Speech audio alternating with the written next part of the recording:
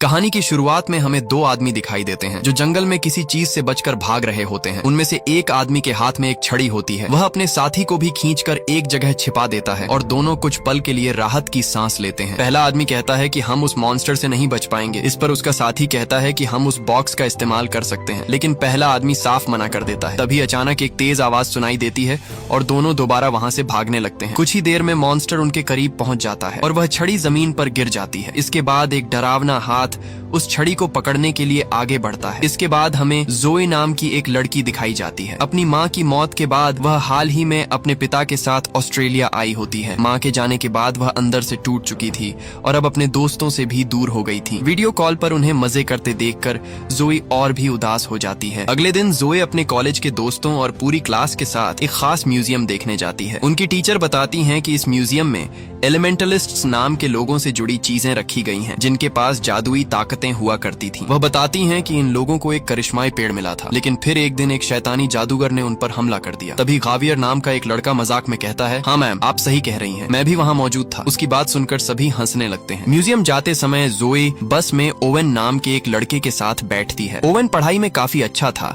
लेकिन उसकी बातों का सिलसिला रुकने का नाम नहीं लेता था। वह लगातार बोलता रहता है। तभी पीछे बैठी भूरे बालों वाली लड़की मुड़कर उसे कहती है कि चुप हो जाओ, वरना मैं तुम्हारे दांत तोड़ दूंगी। ओवेन कुछ देर के लिए तो चुप हो जाता है, लेकिन ज्यादा देर तक खुद को रोक नहीं पाता। ये देखकर जोए के चेहरे पर हल्की सी मुस्कान आ जाती है। कुछ देर बाद सभी लोग म्यूजियम की प्रदर्शनी में पहुंच जाते हैं। वहाँ डॉक्टर रॉसन दिखाई देती हैं, जो म्यूजियम की देखरेख करती हैं। वह स्टूडेंट्स को म्यूजियम और वहाँ रखी चीजों के बारे में बता रही होती हैं, लेकिन जोए उनकी बातों पर ध्यान नहीं देती और उसी छड़ी के पास चली जाती है जिसे हमने कहानी की शुरुआत में देखा था। वह छड़ी इसी म्यूजियम में रखी होती है। ओवेन भी जोए के पास आ जाता है और छड़ी को दूसरी तरफ से देखने लगता है। वह काफी करीब खड़ा होता है। तभी छड़ी पर बने कुछ निशान चमकने लगते हैं। अचानक वह छड़ी शीशा तोड़े बिना बाहर आ जाती है। जब जोए उस छड़ी को उठाती है तो उस पर बने निशान और तेज चमकने लगते हैं। उसी तरह के निशान उसके दोस्तों के चेहरों पर भी चमक रहे होते हैं। तभी डॉक्टर रॉसन वहाँ आ जाती हैं और जोए को छड़ी पकड़े हुए देख लेती हैं। सभी एक दूसरे पर इल्जाम लगाने लगते हैं कि उसने छड़ी उठाई, नहीं उसने उठाई, लेकिन डॉक्टर रॉसन उन्हें डांटने के बजाय कहती हैं कि जल्दी मेरे साथ चलो। इसके बाद सभी बच्चे डॉक्टर रॉसन के पीछे पीछे उनके दफ्तर में चले जाते हैं। उनका दफ्तर अजीब गरीब चीजों से भरा हुआ था। जोए उनसे पूछती है कि यह सब क्या हो रहा है, लेकिन डॉक्टर रॉसन सीधा जवाब नहीं देती। वह खुद यही सोच रही होती हैं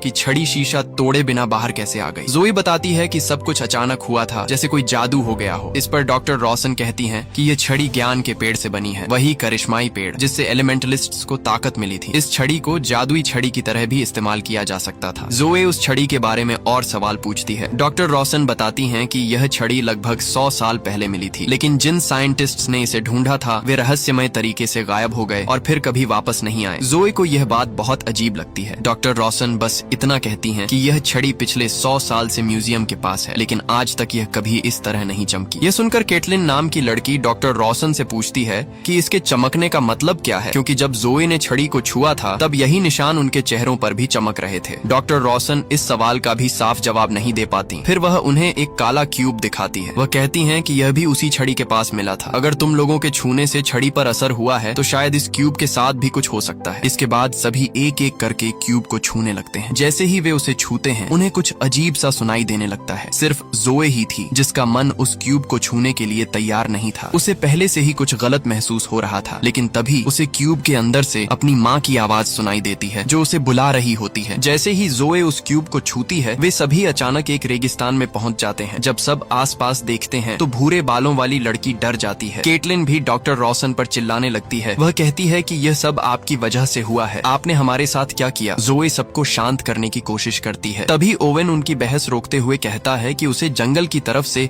कोई म्यूजिक सुनाई दे रहा है। इस पर डॉक्टर रॉसन कहती हैं कि हमें वहाँ जाकर देखना चाहिए, क्योंकि रेगिस्तान में जिंदा रहना बहुत मुश्किल होगा। सभी चुपचाप जंगल की तरफ चलना शुरू कर देते हैं। डॉक्टर रॉसन उनके पीछे पीछे चल रही होती है। थोड़ी देर बाद बच्चों को एक बूढ़ा आदमी दिखाई देता है जो गीली फंगस से पूरी तरह ढका हुआ होता है। वह एक पेड़ के नीचे बैठा होता है। वह खुद को मदरुक बताता है। बच्चों को एक पल के लिए लगता है कि शायद यह आदमी मर चुका है, लेकिन तभी वह आंखें खोलता है और कहता है कि समय आ गया है। बच्चे पूछते हैं कौन सा समय। तब वह आदमी जोए की तरफ देखता है और बड़े प्यार से उसे धरती की बेटी कहता है। फिर वह उन सबको बताता है कि तुम सब आपस में जुड़े हुए हो, बिल्कुल धरती के 5 एलिमेंट्स की तरह। लेकिन साथ ही वह उन्हें सावधान भी करता है। वह कहता है कि बीस्ट उन लोगों को कभी नहीं छोड़ता जिन्हें वह पहचान नहीं पाता। अगर तुम उसे अपना असली रूप दिखा दो तो वह तुम्हें कुछ नहीं कहेगा। जैसे ही मदरुक बीस्ट का जिक्र करता है, दूर से एक जोरदार दहाड़ सुनाई देती है। सभी डर जाते हैं क्योंकि बीस्ट धीरे धीरे उनके करीब आ रहा होता है। मदरुक फिर कहता है कि उसे दिखाओ, तुम असल में कौन हो, वह तुम्हें छोड़ देगा। लेकिन डॉक्टर रॉसन तुरंत कहती हैं कि हमें अभी यहाँ से निकलना होगा। इसके बाद सभी वहाँ से भागने लगते हैं। जाते जाते मदरुक दूर से आवाज लगाता है कि बस अपना असली रूप दिखाओ। जब बच्चे जंगल में भाग रहे होते हैं तो डॉक्टर रॉसन एक अलग रास्ते पर चली जाती है। बीस्ट उनके पीछे लग जाता है और एक ही वार में उन्हें बेहोश कर देता है। इसके बाद वह बाकी बच्चों के पीछे भागने लगता है। सभी जान बचाकर भाग रहे होते हैं। तभी केटलिन बिना देखे एक पेड़ की तरफ भागने लगती है। जोए तुरंत उसे खींचकर बचा लेती है, लेकिन अब वही बीस्ट जोए पर हमला करने के लिए उसकी तरफ बढ़ रहा होता है। लेकिन उसके वहां पहुंचने से पहले ही जोए पेड़ के अंदर चली जाती है। बाकी बच्चे अभी भी भाग रहे होते हैं। काफी देर बाद डॉक्टर रॉसन को होश आता है। उसके आसपास अजीब अजीब आवाजें आ रही होती हैं। कोई हंस रहा होता है। तभी उसे महसूस होता है जैसे किसी ने उसके कान के अंदर उंगली डाल दी हो। यह एहसास होते ही वह बुरी तरह डर जाती है। असल में यह गॉब्लिन्स की आवाजें होती हैं। कुछ ही देर में सच सामने आ जाता है कि डॉक्टर रॉसन वही जादूगर है जिसका उस पुरानी कहानी में जिक्र हुआ था। गुस्से में वह गॉब्लिन्स को आदेश देती है कि यहाँ खेलना बंद करो और बच्चों को जंगल के और अंदर धकेलो। उसे छड़ी का दूसरा हिस्सा ढूंढना था। दूसरी तरफ जब जोए अपनी आंखें खोलती है तो वह देखती है कि मदरुक उसके साथ मौजूद है। वह हैरानी से पूछती है कि आपने यह कैसे किया। मदरुक मुस्कुराकर कहता है कि सारे पेड़ आपस में जुड़े होते हैं। उधर बाकी बच्चों ने अभी अभी बीस्ट को थोड़ा सा चकमा देकर एक जगह छिप गए थे। अब वे सब वहाँ से निकलने की कोई योजना बनाने लगते हैं। ओवन कहता है कि हमें खाने पीने की चीजें और छिपने के लिए कोई सुरक्षित जगह ढूंढनी होगी। जावियर केली से पूछता है कि क्या तुम्हारे हरे बैग में खाने की कोई चीज है। तभी सबको पता चलता है कि केली वहाँ है ही नहीं। अचानक केली सामने आ जाती है और बताती है कि उसे छिपने की एक जगह मिली है। उस जगह पर बहुत से अजीब निशान बने हुए हैं। वह सबको जंगल के और अंदर ले जाती है। जब वे नीचे उतरते हैं तो ओवन को चट्टान जैसी एक दीवार दिखाई देती है। उस पर कुछ अजीब तरह के निशान बने होते हैं। ओवन उसके बारे में कुछ कहने ही वाला होता है कि तभी केली की ताकत जाग जाती है। जैसे ही वह अपना हाथ आगे बढ़ाती है, दीवार पर बना एक निशान चमकने लगता है। वहाँ एक आदमी की आकृति बनी होती है। दूसरी तरफ मदरुक जोए को बताता है कि वह धरती से जुड़ी हुई एक जादूगरनी है। वह कहता है कि अगर तुम चाहो तो कुदरत को अपने हिसाब से चला सकती हो। तुम्हारे अंदर दूसरों की बीमारी या चोट ठीक करने की ताकत भी है। फिर वह जोए को बताता है कि मैं हमेशा से यहीं रहता आया हूँ, लेकिन फिर एक दिन वह जादूगरनी आई। वह जादूगरनी असल में ज्ञान के पेड़ की असली रक्षिका थी। उसका काम उस पेड़ की हिफाजत करना था। जब इस इलाके में एक बीमारी फैल गई तो वह जादूगरनी एलिमेंटलिस्ट्स के पास गई ताकि लोगों को बचाया जा सके। जब उसे पता चला कि उस पेड़ में सबको बचाने की ताकत है तो उसने पेड़ की शक्ति अपने अंदर खींचनी शुरू कर दी। शुरुआत में सब कुछ ठीक चल रहा था, लेकिन धीरे धीरे उसके मन में लालच पैदा हो गया। उसे लगने लगा कि अगर वह उस पेड़ की पूरी ताकत हासिल कर ले तो पूरी दुनिया पर राज कर सकती है। उस समय हम एलिमेंटलिस्ट समझ गए कि हमने बहुत बड़ी गलती कर दी है। फिर मैंने और मेरे कुछ ताकतवर साथियों ने मिलकर उस जादूगरनी को हमेशा के लिए उस पेड़ से दूर कर दिया। उसी दिन से वह वापस आने की कोशिश कर रही है। मदरुक जोए को बताता है कि वह छड़ी एक जादुई छड़ी है। हमें उसका बाकी हिस्सा ढूंढकर वापस लाना होगा ताकि उस जादूगरनी को हमेशा के लिए रोका जा सके। इसके बाद वह जोए को एक खास जगह के बारे में बताता है। वह कहता है कि तुम्हें वहाँ एक पेड़ ढूंढना होगा। जब जोए पूछती है कि उसे कैसे पता चलेगा कि वह सही जगह पर पहुँच गई है तो मदरुक कहता है कि रास्ता तुम्हें वहीं से मिलेगा जहाँ सबसे ज्यादा अंधेरा होगा। जोए को उसकी बात समझ नहीं आती। वह सोचती है कि अब उसे अपने दोस्तों को ढूंढना चाहिए। तभी पीछे से मदरुक कहता है कि तुम्हें जो चाहिए वह तुम्हें मिल जाएगा, इसलिए घबराने की जरूरत नहीं है। जाने से पहले मदरुक उसे एक और बात बताता है। वह कहता है कि तुम्हारे अंदर जादू की खुशबू है, इसे धो लो वरना बीस्ट तुम्हें नहीं छोड़ेगा क्योंकि वह तुम्हें पहचान नहीं पाएगा। जोए उसकी बात मानती है और अपने ऊपर थोड़ी मिट्टी लगा लेती है ताकि बीस्ट उसकी खुशबू से उसका पीछा न कर सके। इसके बाद वह अपने दोस्तों को ढूंढने निकल जाती है। दूसरी तरफ बाकी बच्चे उस लिखी हुई पहेली का मतलब समझने की कोशिश कर रहे होते हैं। केली कहती है कि उसे ज्यादा समझ नहीं आ रहा, उसे बस पानी, हवा और एक पेड़ दिखाई दे रहे हैं। यह सुनकर ओवन समझ जाता है कि यह धरती के 5 एलिमेंट्स के बारे में है। वह कहता है कि आगे बढ़ने के लिए सभी एलिमेंट्स को साथ लाना होगा। इसी बीच जोए जंगल में होती है और अचानक देखती है कि बीस्ट थोड़ी ही दूर खड़ा है। बीस्ट उसे देख पाता उससे पहले ही डॉक्टर रॉसन उसे नीचे खींच लेती है। जोए तुरंत डॉक्टर रॉसन को गले लगा लेती है और मदरुक के साथ जो कुछ हुआ था वह बताने लगती है। जोए कहती है कि आपको पता है मैं एक बूढ़े आदमी से मिली मिली थी। उसने मुझे एक जादूगरनी के बारे में बताया जो बहुत गंदी है। जोए के मुंह से ये बात सुनकर डॉक्टर रॉसन गुस्से में आ जाती है। वह खुद कहती है कि मैं ही वह जादूगरनी हूँ, वही गंदी जादूगरनी, और उस हरे रंग के बूढ़े आदमी ने तुमसे जो कुछ भी कहा है सब झूठ है। मैं उस पेड़ की ताकत लोगों की भलाई के लिए इस्तेमाल करना चाहती हूँ। वह कहती है कि मैं सब कुछ ठीक करना चाहती हूँ, इसी वजह से मैं तुम सबको यहाँ लाई हूँ। जोए को उसकी बातों पर भरोसा नहीं होता, लेकिन डॉक्टर रॉसन उसे उसके दोस्तों तक पहुँचने का रास्ता बता देती है। जोए वहाँ से जाते हुए डॉक्टर रॉसन से साफ कहती है कि मेरा पीछा मत करना। इसी बीच बाकी बच्चे यह समझने की कोशिश कर रहे होते हैं कि आगे कैसे बढ़ा जाए। अचानक उन्हें फिर से बीस्ट की आवाज सुनाई देती है। तभी जोए भागते हुए उनके पास पहुंच जाती है। केली जल्दी से उसे पत्थर की दीवार के पास ले जाती है। जोए सबको समझाती है कि हमें यहाँ एक साथ आना होगा, तभी हम आगे बढ़ पाएंगे। वह पत्थर की दीवार असल में एक द्वार थी जिसे जादूगर को बाहर रखने के लिए बनाया गया था। सभी जोए की बात मानते हैं और अपना हाथ दीवार की तरफ थाम लेते हैं। तभी वे अजीब निशान चमकने लगते हैं। इसके बाद वे सभी वुडलैंड पहुंच जाते हैं। वहाँ जोए उन्हें बताती है कि मद्रुक ने उसे छुरी का दूसरा हिस्सा ढूंढने के लिए कहा है। फिर वह सबको बताती है कि हम सब में जादू की खुशबू आ रही है, इसी वजह से वह खतरनाक बीस्ट हमारे पीछे पड़ा हुआ है। जोए सबको अपने ऊपर थोड़ी मिट्टी लगाने के लिए कहती है। मिट्टी लगाते लगाते सभी बच्चे आपस में खेलना शुरू कर देते हैं। उनकी मस्ती तब रुकती है जब जोए को एक फेरी के रोने की आवाज सुनाई देती है। वह उनसे थोड़ी दूर बैठी होती है और घायल होती है। जोए अपनी ताकत का इस्तेमाल करती है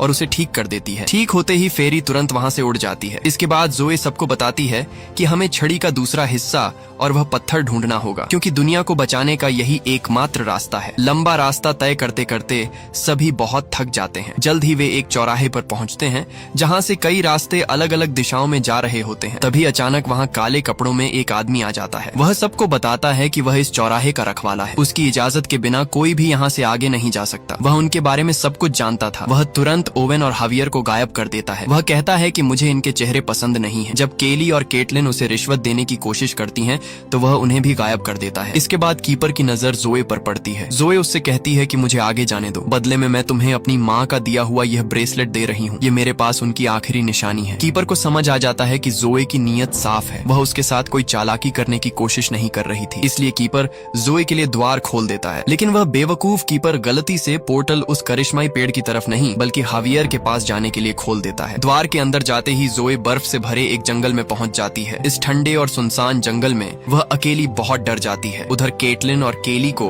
एक अलग जंगल में भेज दिया जाता है। वहाँ उन्हें एक अजीब क्रीचर मिलता है जिसका नाम अनवीवर होता है। अनवीवर उनसे कहता है कि मैं तुम्हें दिखा सकता हूँ कि तुम्हारे दोस्त कहाँ हैं। दूसरी तरफ जोए को जादूगरनी मिलती है। वह जोए से कहती है कि बहुत अच्छा, तुम सही रास्ते पर हो। जोए उससे पूछती है कि आप इस द्वार के अंदर कैसे आ गई। इस पर जादूगरनी कहती है कि मैं असल में यहाँ मौजूद नहीं हूँ, मैं सिर्फ तुम्हारे ख्यालों में हूँ। इसके बाद वह जोए से मदद मांगती है। कुछ देर बाद हावियर भी वहीं पहुंच जाता है। उसे देखते ही जोए को थोड़ी राहत मिलती है और उसी पल जादूगरनी अचानक गायब हो जाती है। जोए अभी भी परेशान होती है, इसलिए हावियर उसका ध्यान रखता है। वह उसे वीवर नाम की एक क्रीचर के पास ले जाता है जो इस जादुई दुनिया को बढ़ाने का काम कर रही होती है। वह अपनी ताकत से एक के बाद एक पेड़ तैयार कर रही होती है। कुछ देर बाद केटलिन और केली भी उसी औरत के पति अनवीवर के साथ वहां पहुंच गए। इसके बाद वे दोनों बच्चों को खाना खिलाने के लिए अपने घर जैसी जगह पर ले जाते हैं। वहां जोए कहती है कि हमारा एक दोस्त अभी भी जंगल में कहीं खोया हुआ है। तब वीवर अपनी ताकत से उन्हें ओवेन दिखाती है। ओवेन एक दीवार पर बनी पहेली को देख रहा होता है। जैसे ही केली उस पहेली को देखती है, वह अपनी ताकत से उसे पढ़ लेती है। वह जोए को बताती है कि इस दीवार पर लिखा है कि अंधेरे से होकर एक रास्ता उस बॉक्स तक जाता है जिसमें जादुई छड़ी का दूसरा हिस्सा मौजूद है। अब जोए उस जादुई छड़ी के बारे में सोचने लगती है। उसे समझ आता है कि अगर उन्हें पेड़ तक पहुंचना है तो उन्हें छड़ी का बाकी हिस्सा हर हाल में ढूंढना होगा। तभी जोए अचानक अनवीवर की प्लेट से कुछ खाना उठा लेती है और कहती है कि अगर तुम्हें यह वापस चाहिए तो तुम्हें हमें हमारे दोस्तों और उस बॉक्स तक पहुंचने में मदद करनी होगी। ये सुनकर अनवीवर बहुत गुस्सा हो जाता है और उसे काटने के लिए उसकी तरफ दौड़ पड़ता है। जोए जल्दी से वहां से हट जाती है, लेकिन अनवीवर के काटने से वीवर के बनाए हुए जादुई रास्ते का एक हिस्सा टूट जाता है। केली तुरंत वह टूटा हुआ हिस्सा उठा लेती है। इसी बीच केटलिन जल्दी से ओवेन को वहां से बाहर खींच लेती है। फिर सभी बच्चे एक साथ इकट्ठा होते हैं और वहां से भाग जाते हैं। दूसरी तरफ जादूगरनी बाहर से अंदर आने की कोशिश कर रही होती है। वह अपनी पूरी ताकत लगा देती है, लेकिन फिर भी उस बैरियर को तोड़ने में नाकाम रहती है। जोए बहुत थकी हुई और परेशान होती है। वह कहती है कि हम यहाँ से कभी बाहर नहीं निकल पाएंगे। तभी अचानक उनके नीचे की जमीन खिसकने लगती है। जादूगरनी यह देखकर जोए से कहती है कि नीचे अंधेरा है,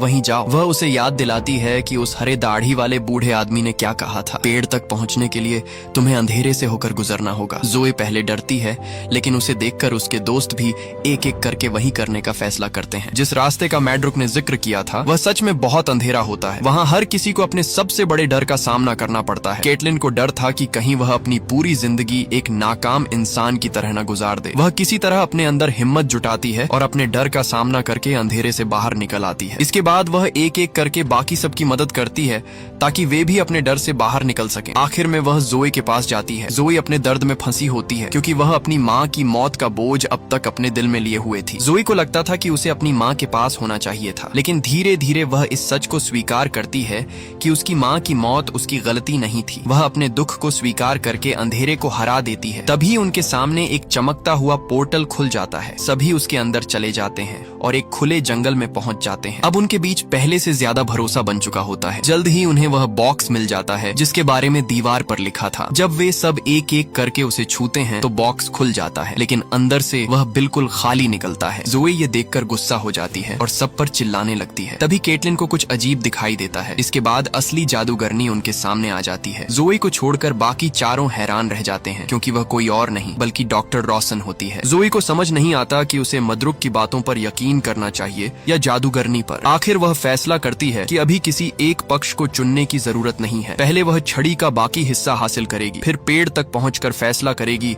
कि सच कौन बोल रहा है। जादूगरनी उसे बताती है कि छड़ी का आखिरी हिस्सा ही उसे पेड़ तक ले जा सकता है। वह कहती है कि अगर मुझे पेड़ की ताकत मिल गई तो मैं दुनिया की हर परेशानी ठीक कर दूंगी। लेकिन केली को जादूगरनी पर भरोसा नहीं होता, इसलिए वह पोर्टल के टूटे हुए हिस्से का इस्तेमाल करती है और उसी खतरनाक गार्ड को वहां बुला लेती है जो शुरुआत से उनका पीछा कर रहा था। अब जादूगरनी उस गार्ड से भिड़ जाती है और बाकी बच्चे पोर्टल का इस्तेमाल करके वहां से भाग निकलते हैं। कुछ ही देर बाद उन्हें गार्ड की दहाड़ सुनाई देती है और सभी डर जाते हैं। तभी वही परी वापस आती है जिसकी जोए ने मदद की थी। वह जोए से कहती है कि यह गार्ड भी धरती से जुड़ा हुआ है। अगर वह अपनी धरती वाली ताकत का इस्तेमाल करे तो शायद वह उसे शांत कर सकती है। वह बिल्कुल ऐसा ही करती है। जोए अपनी शक्ति से गार्ड को शांत करने की कोशिश करती है। धीरे धीरे गार्ड शांत होने लगता है। तभी जोए देखती है कि उसके अंदर कुछ फंसा हुआ है। जब वह उसे बाहर निकालती है तो उसे समझ आता है कि यह जादुई छड़ी का ऊपरी हिस्सा है। अपनी ताकत इस्तेमाल करने के बाद जोए बहुत कमजोर हो जाती है और नीचे गिर पड़ती है। गार्ड भी शांत होकर वहीं गिर जाता है। उसके दोस्त तुरंत जोए की मदद के लिए उसके पास आते हैं। कुछ देर बाद जादूगरनी फिर वहां पहुंच जाती है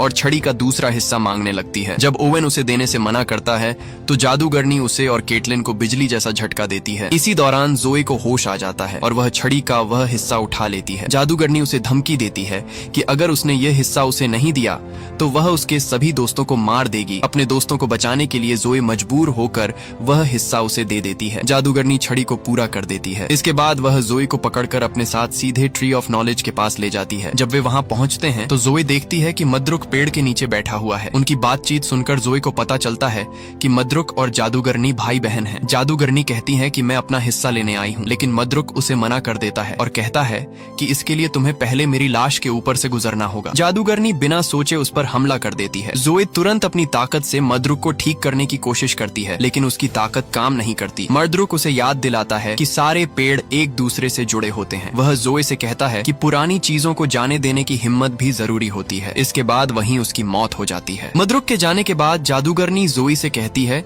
कि छड़ी को पेड़ से जोड़ो, लेकिन जोए उसकी बात मानने के बजाय पूरी व्यवस्था को खत्म करने का फैसला करती है। वह छड़ी की ताकत से ट्री ऑफ नॉलेज को तोड़ देती है। पेड़ की शक्ति कमजोर पड़ने लगती है। जादूगरनी घबरा जाती है और पेड़ की बची हुई ताकत हासिल करने के लिए उसके अंदर चली जाती है। तभी एक जबरदस्त धमाका होता है। इसके बाद जोए तुरंत अपने दोस्तों के पास जाती है और उनसे कहती है कि अपने हाथ जमीन पर रखो, हमें इस पेड़ को फिर से जिंदगी देनी होगी। सभी बच्चे अपनी अपनी ताकत मिलाते हैं। उनकी शक्तियों से वहाँ एक छोटा सा पौधा उगाता है। इस तरह जादूगरनी खत्म हो जाती है और ट्री ऑफ नॉलेज को नई जिंदगी मिल जाती है। आखिरकार ये सभी बच्चे मिलकर दुनिया को तबाही से बचा लेते हैं। अगर आपको वीडियो पसंद आई हो तो लाइक करें और चैनल को सब्सक्राइब करें।